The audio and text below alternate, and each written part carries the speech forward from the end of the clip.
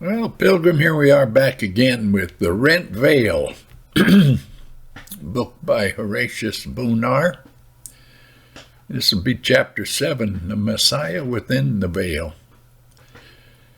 Yeah, we spoke of Messiah longing. He was longing for the time when the veil should be rent, and when through himself there should be unobstructed access to the innermost shrine of God. How am I straightened till it be accomplished, he said. We spoke also of his dreading this rending, this death, so that with strong crying and tears he prayed to him who was able to save him from death. Hebrews 5:7. So now let us see him looking beyond the veil, surveying the glory and anticipating his own entrance into it as our forerunner, the first fruits of them that slept, the first begotten of the dead. For the joy set before him, he endured the cross, despising the shame, and is now set down at the right hand of God. Hebrews 12:2. That to which he looked forward was not so much the rending of the veil as a result of that rending, both for himself and for his church, his body, the redeemed from among men. You and me. All for you and me. The veil was rent once for all, rent forever. Yet there was a sense in which it was to be restored, though after another fashion than before. Messiah could not be held by death because he was a holy one who could not see corruption. Death must be annulled. The broken body must be made whole. Resurrection must come forth out of death. That resurrection was to be life and glory and blessedness forever. Through the rent veil of his own flesh, he was, if we may use a figure, to enter into glory and honor and immortality. Thus he speaks in the 16th Psalm. Therefore my heart is glad, yea, my glory rejoiceth. My flesh also shall rest in hope, for thou wilt not leave my soul in hell, neither wilt thou suffer thine Holy One to see corruption. Thou wilt show me the path of life, and thy presence is fullness of joy. At thy right hand are pleasures forevermore. So let us dwell upon these verses in connection with Messiah's entrance within the veil. The speaker of this psalm is undoubtedly Christ. This we learn from Peter's sermon at Jerusalem in Acts 2:25. For David says concerning him, I saw the Lord always before me, for he is at my right hand that I may not be shaken. Yeah, he is speaking to the Father as his Father and our Father. He speaks as a lowly, dependent son of man, as one who needed help and looked to the Father for it, as one who trusted in the Lord and walked by faith, not by sight, as one who realized the Father's love, anticipated the joy set before him, and had respect to the recompense of the reward. He speaks moreover as one who saw death before him. Thou wilt not leave my soul in hell. And he looks into the dark grave on the edge of which he was standing then, just about to plunge into it. He casts his eyes upwards and he pleads with strong crying and tears for resurrection and joy and glory. Thou wilt show me the path of life. For the words of the psalm are the united utterances of confidence, expectation, and prayer, not unlike those of Paul. I am now ready to be offered, and the time of my departure is at hand. Henceforth there is laid up for me a crown of righteousness. He speaks, too, as one who was bearing our curse, as one who was made sin for us, and to whom everything connected with sin and its penalty was infinitely terrible, not the less terrible, but the more, because the sin and the penalty were not his own, they were ours. The death which now confronted him was one of the ingredients of the fearful cup, against which he prayed in Gethsemane, let this cup pass from me. And we read that in the days of his flesh he made supplication with strong crying and tears unto him that was able to save him from death. In this psalm, indeed, we don't hear these strong cryings and tears which the valley of Kedron then heard. All is calm. The bitterness of death is past. The power of the king of terror seems broken. The gloom of the grave is lost in the anticipated brightness of the resurrection, the light and the glory. But still the scene is similar. Though in the psalm the light predominates over the darkness, and there is not the agony, nor the bloody sweat, nor the exceeding sorrow. It is our surety looking the king of terrors in the face, contemplating the shadows of the 3 days and nights and the heat of the earth, surveying Job's tomb, and while accepting that as his prison house for a season, anticipating a deliverance by the Father's power, and rejoicing in the prospect of the everlasting gladness to come. The first thing that occupies his thoughts is resurrection. The path of death is before him, and he asks that he may know the path of life, the way out of the tomb as well as the way into it. Death is to him an enemy from which, as the Prince of Life, his holy soul would recoil even more than we. The grave is to him a prison house, gloomy as Jeremiah's low dungeon, or Joseph's pit, not the less gloomy because he approaches it as a conqueror, as bringing life and immortality to light, as a resurrection and a life. Into that prison house he must descend, for though rich, he has stooped to be poor, and this is the extremity of his poverty, the lowest depth of his low estate, even the surrender of that for which even the richest on earth will part with everything, life itself. But out of that dungeon he cries to be brought, and for this rescue he puts himself entirely into the Father's hands.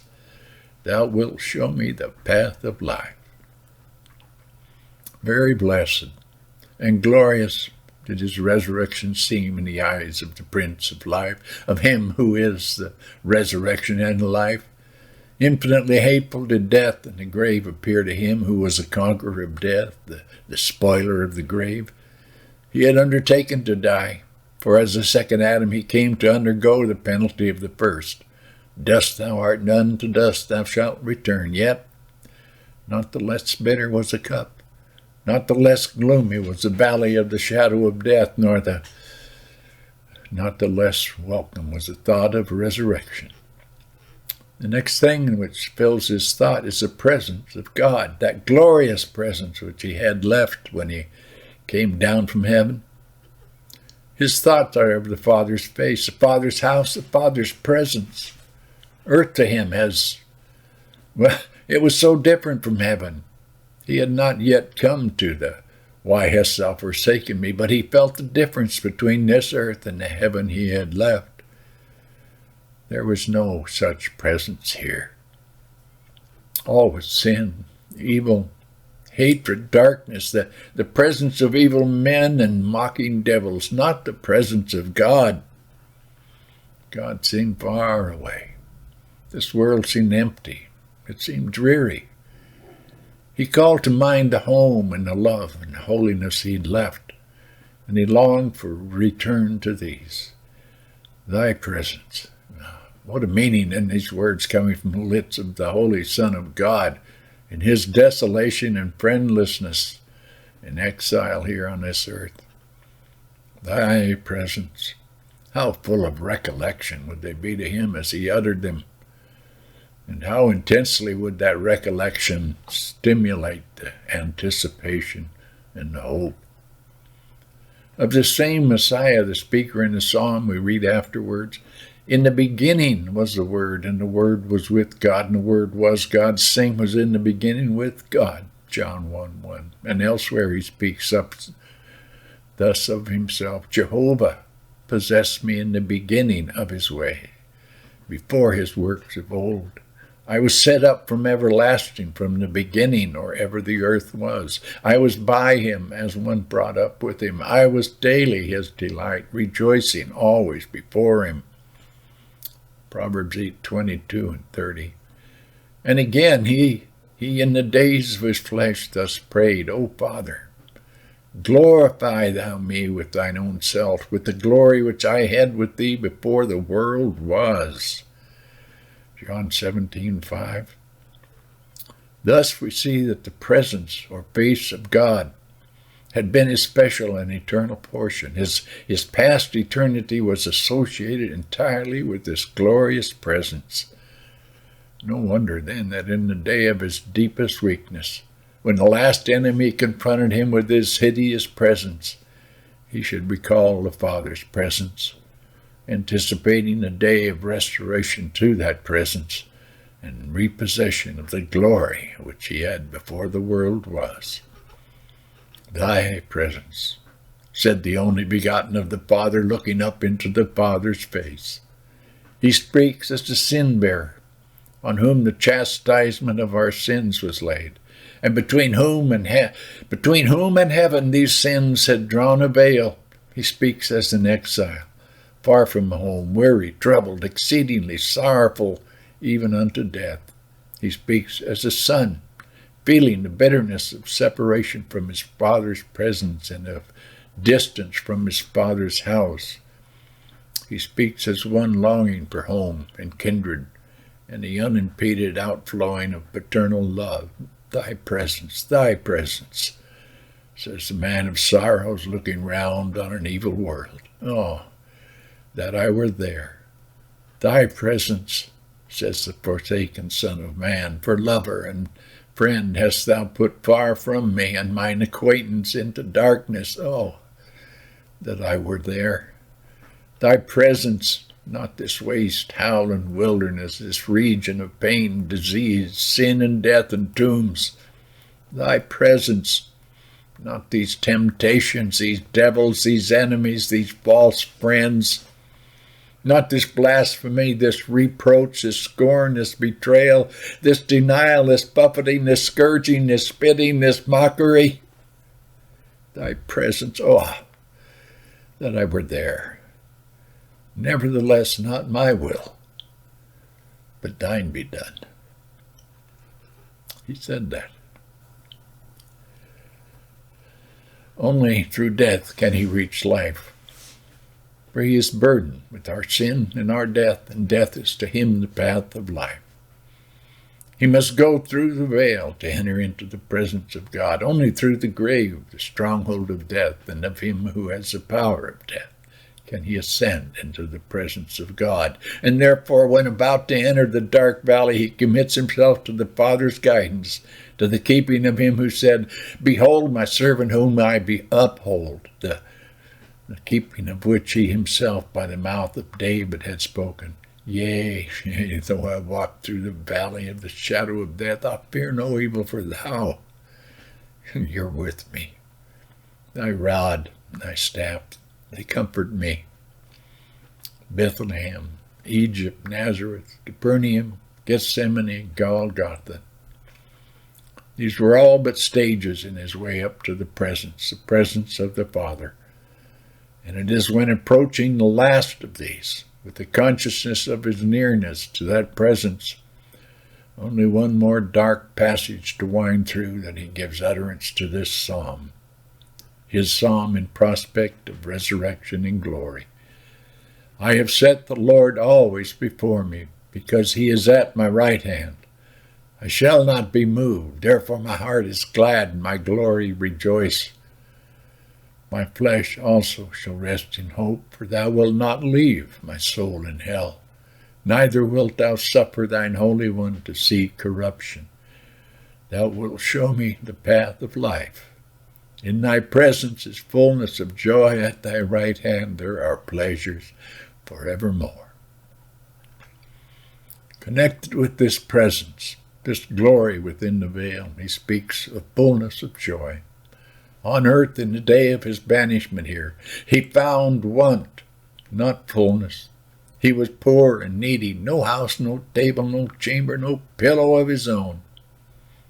His was the extremity of human poverty. Though rich, he had become poor. He was hungry, thirsty, weary, and no place to lay his head. Though he knew no sin, he tasted the sinner's portion of want and sorrow. He was in the far country, the land of the mighty famine, and looking upwards to the happy heaven which he'd left. He could say, how many servants in my father's house have bread and to spare, and I perish with hunger. Drinking also the sinner's deep cup of wrath, he was a man of sorrows and acquainted with grief. It was as such that he looked up so often, as we find him in the Gospels doing, and as we find him in the Psalm with wistful eye, reminding himself of the joy he'd left and anticipating the augmented joy that was so soon to be his when, after having traversed this vale of tears, passed through the gates of death, he was to reascend to his Father, re-enter the courts of glory and joy, fullness of joy. This is his prospect, fullness of joy in the presence of God. Concerning this going to the Father, he spoke to his disciples and then added, these things I've spoken unto you, that my joy might remain in you, and that your joy might be full. It is of this same full joy that he speaks in our psalm, a joy which was to be the fullness of all joy, a joy which was to be his recompense for the earthly sorrow of his sin-bearing life and death, a joy which he was to share with his redeemed, and on which they too should enter, when they, like him, had triumphed over death, and had been caught up into the clouds to meet him in the air, a joy which would be to them in that wondrous day infinitely more than the compensation for earthly tribulation, even as one of themselves has written, our present light of affliction, which is but for a moment, worketh for us a far more exceeding and eternal weight of glory. This was the joy set before him, because of which he endured the cross, and here he calls it the fullness of joy. That which he calls fullness must be so, for he knows what joy is and what its fullness is, just as he knew what sorrow was and its fullness. The amount of joy sufficient to fill a soul like his must be infinite. It must be joy unspeakable and full of glory. The amount of joy reckoned by the Father sufficient as a reward of the sorrow of such a Son must be infinite indeed. It must be joy unspeakable and full of glory. Oh, what then must that be which Messiah reckons a fullness of joy? What a day was that for him when death and sorrow ended. When it ended, he entered on life and gladness. And what a day will that be yet in store for him and for his saints when we as his joint heirs shall enter on all that life and gladness, the day of his glorious coming, when that shall be fulfilled which is written, come forth, O ye daughters of Jerusalem. Behold King Solomon with the crown wherewith his mother crowned him in the day of his espousals, and in the day of the gladness of his heart. Ah, yes. Besides the presence or face of God within the veil, Messiah sees the right hand, the place of honor and power and favor, the right hand of the throne of the majesty in the heavens. And at that right hand there are pleasures forevermore, eternal enjoyment, such as an eye hath not seen nor ear heard. For all the things on which Messiah's soul rests are everlasting, the life, the fullness, the joy, the presence, the pleasures. These are all eternal. No wonder then that he who knows what eternity is, an eternity of glory and gladness, should feel that the sufferings of this present time are not worthy to be compared with the glory that shall be revealed, and should, when going up to the cross, down into the grave, say with calm but happy confidence, Thou wilt show me the path of life. In thy presence is fullness of joy, and at thy right hand are pleasures forevermore. Most mysterious are such words as these from the lips of him who is the resurrection and the life. And yet it is just because they come from him, from the Prince of Life, that they are so assuring, so comforting to us. His oneness with us and our oneness with him account for all the mystery. His oneness with us as our substitute and sin bearer, the endurer of our curse and cross and death, accounts for all that is mysterious in this psalm. Our oneness with him, it clears up all that is wonderful in such words as, I am the resurrection and the life. He that believeth on me, though he were dead, yet shall he live. Ah, blessed, thrice blessed, oneness, mutual oneness. He won with us, we won with him in life, in death, in burial, in resurrection, and in glory. Now we can take up his words as truly meant for us. Thou wilt show us the path of life.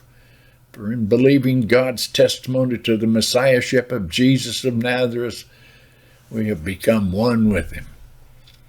In all this we have Messiah's estimate of death. He abhors it.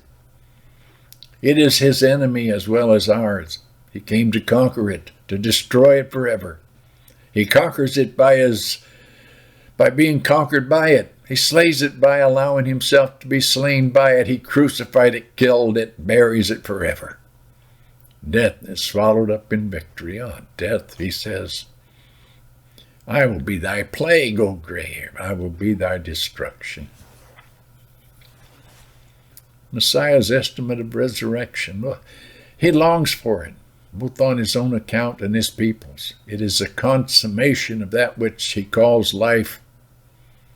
It is a second life, more glorious than the first, the opposite extreme of being to that which is called the second death.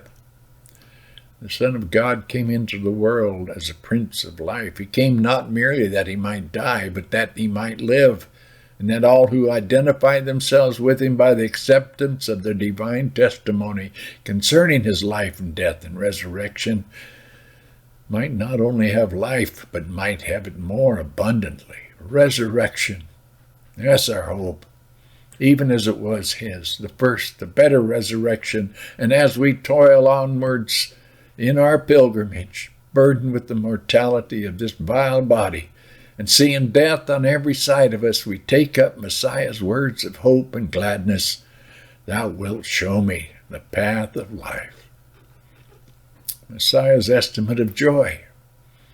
He recognizes it as a thing greatly to be desired, not despised, as true and healthy, or as men say, the normal condition of creaturehood. God himself is a blessed one, and he formed his creatures to be sharers of his blessedness. Heaven is full of joy, and all its dwellers are vessels of gladness. Earth was not made for sorrow, but for joy. And before long that song shall be sung over the new creation. Let the heavens rejoice, and let the earth be glad. For this day of joy Christ longed, anticipating it as a consummation of all that he had come to do.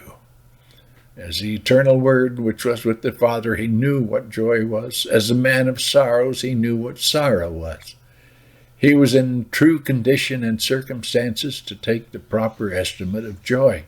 And here he tells us what that estimate was. He longed to be done with sorrow, which was as a shadow of hell. He desired with desire to enter into the joy set before him, the joy of life, the joy of resurrection, the joy of God's presence and right hand forever. Let our eye, like his, be fixed on that coming gladness, that sunrise of eternity for which the church is waiting and creatures groan. That hope will cheer, will nerve, will liberate, will heal, will animate, will purify, and do miracles for us. And yet, as yet the joy has not arrived. It does not yet appear what we shall be. But now, not here, not on this side of the grave, but the promise of its possession and the assurance that when it does arrive, it will be great enough and long enough to make up for all trial and all delay, are sufficient to keep us ever looking, waiting, watching. Resurrection's coming. with all its light and joy, and then comes the world's second dawn, and church's long expected day spring, the cessation of creation's groans, the times of the restoration of all things, the new heavens and the new earth wherein dwelleth righteousness. Messiah's estimate of the Father's love.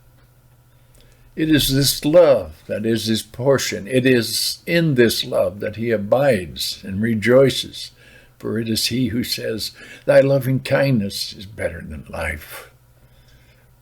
God's loving kindness. No one knew so well as he did the glorious truth. God is love, and he that dwelleth in love dwelleth in God, and God in him. The Father's love. Here his soul found its resting place in the midst of human hatred and reproach. The Father's love.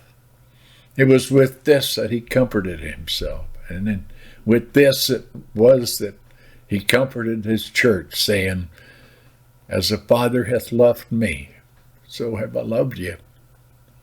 Thou hast loved them as thou hast loved me.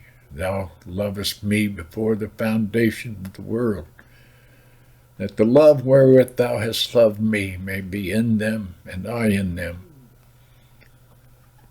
Is that love to us what it was to him? It was his rest. Is it ours? It was into this hidden chamber, this holy of holies, that he retired when the world storms beat upon him. Is it in this that we take refuge in our evil days? It was sufficient for his infinitely capacious soul. It may well suffice for ours. Is then his estimate of the Father's love our estimate? Is this love our gladness? Is its sunshine the brightness of our daily life?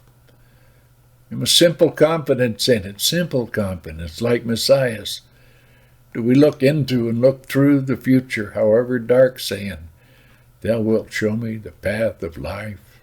In thy presence is fullness of joy, and at thy right hand are pleasures forevermore." On all that light, all that joy, and all that fullness and love, Messiah has now entered. For 2,000 years he's been in that presence, and at that right hand which he longed for, and though yet greater things are in store for him in the day of his promised advent, yet he has now for ages been done with sorrow and death, with reproach and hatred. He has entered on his rest. He has passed into life. His blessedness is now without a shadow. And is not this a thought full of joy for us? He whom we love, he's happy. No second Gethsemane nor Golgotha for him. Whatever may befall us, whatever of tribulation we may have yet to pass through, he is blessed. It is all well with him. He has trodden the path of life. He has entered into that presence which he longed for. He has sat down at that right hand where there are pleasures forevermore. Is this not a joyful thought to us here, even in the midst of our weakness and sorrow? And was it not to this he referred when he said, "If you love me, you would rejoice, because I said I go into the Father"? And was it not with forgetfulness of this that he reproached his disciples? "Now I go my way to him that sent me, and none of you asked me, Whither goest thou? But because I've said these things unto you, sorrow hath filled your heart." Should we not rejoice in his joy? Should not the thought of his happiness be a continual source of consolation to us? Amid the dreariness of the desert, it was a cheering thought to Israel that there was such a region as Canaan, over which the barrenness of the waste howl and wilderness had no power. Amid the griefs and the cares of earth, it is a blessed thought to us that there is such a place as heaven, to which a storm reaches not, and there where there has never been known, neither shall be one cloud, one pain, one sin. So amid the troubles of our troubled spirits, or the sorrows of those about us, it's a happy thought that there is one heart, One heart once full of grief that now grieves no more. One eye that often wept, which now weeps no more. And that this blessed one is other than our beloved Lord. He's no other than our beloved Lord, once the man of sorrows. He who loved us, he whom not having seen we love, is now forever blessed. He has entered that presence where there is fullness of joy. He has taken his seat at that right hand where there are pleasures forevermore. Does not this comfort and gladden us? What he now is and what we so soon shall be, this gives vigor and consolation. It lifts us almost unconsciously into a calmer region. It gives us to breathe the very air of the kingdom. It purifies too and strengthens. It makes us forget the things which are behind and reach forward to what lies before. The prospect of resurrection and glory. It sustained the soul of Jesus. This was the joy set before him. Let us set it before ourselves that we may not be moved. We have much to do, both with the future and the past, and in that future lies our inheritance. And we cannot but be seeking to pierce the veil that hides it. But in the past we find our resting place. Christ has ascended on high, leading captivity captive. He has ascended to his Father, to our Father, to his God and our God. The work is done. The blood is shed. The fire has consumed the sacrifice. It's finished. This is a testimony which we bring from God, in the belief of which we're saved. It needs no second sacrifice, no repetition of the great burnt offering. That which saves the sinner is done. Another has done it all. Messiah has done it all.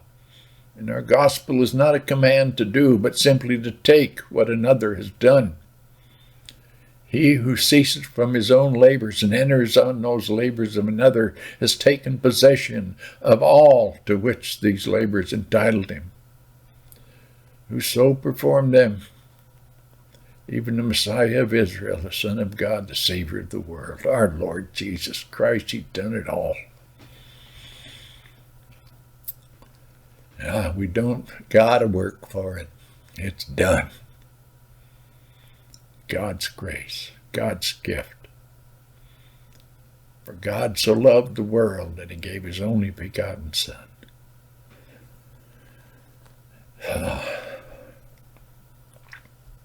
Go back and read John chapter 3. Blessed chapter. God bless you, Pilgrim. Have a blessed afternoon with our Lord.